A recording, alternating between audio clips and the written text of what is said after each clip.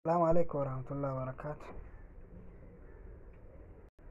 أسمع أركفوني كبجمو في جالة متوتة كينيا كم نجا جرتو المال أروما وندك سنو بكم جرتن تيا كم نجا فيوما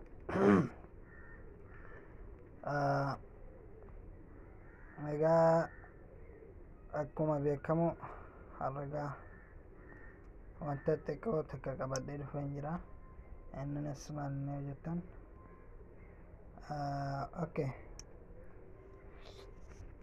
كربر نوتا درب مندلتي يوتيوبك يا يوتيوبك يسنكيسا شينوران سعيد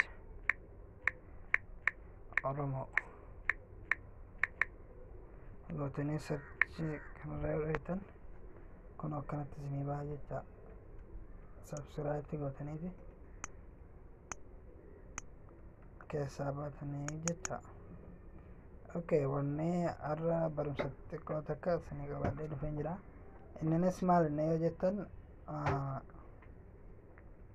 وانتا تكوتك سنفيد وتكا نمون واهلين وان هم نما لبومتي كما بكم سورة تيس فيديوز وانتا دوغنغورا نجلا حكا متكا جتا يعني فيديو تيس سورة تيس تيوم مفردتين جتا وانت دوغنغورا نجلا حكا متكا نمني نجلا حكا تكا أكمتي deebifnee argachuu dandeenya isa jedhu wajjin ilaalla.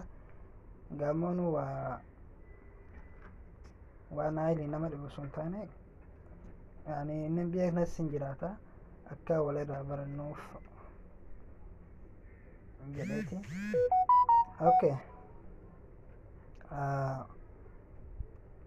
kana argachuudhaaf gaalarii keenya keessa ni isheenna.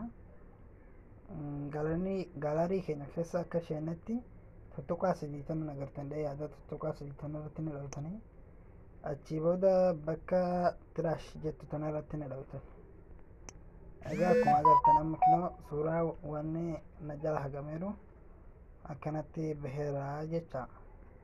Amma kana deebifsee kala gaalarii keessaa deebisuudhaaf takka takkaan deebisuu ta'us yani hunda isaas deebisuu ta'es akkamitti deebisnaa isa jedhu amma fakkeenyaaf suuraa takka sekondii takkaaf qabdee irra turtaa jecha.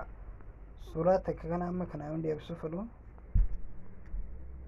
suuraa kana agartee yaada suuraa kana amma ni deebisadhee sekondii lamaaf qaban jira kun oraayitii irratti na baaseera jecha. Kana amma deebisuudhaaf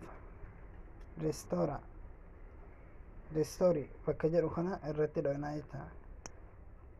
Kunoo akkuma agartan suuraan kun deebi'eera jecha. Kunoo akkuma agartan suuraan kun suuraa kiyya suuraan kun nu deebi'eera jecha.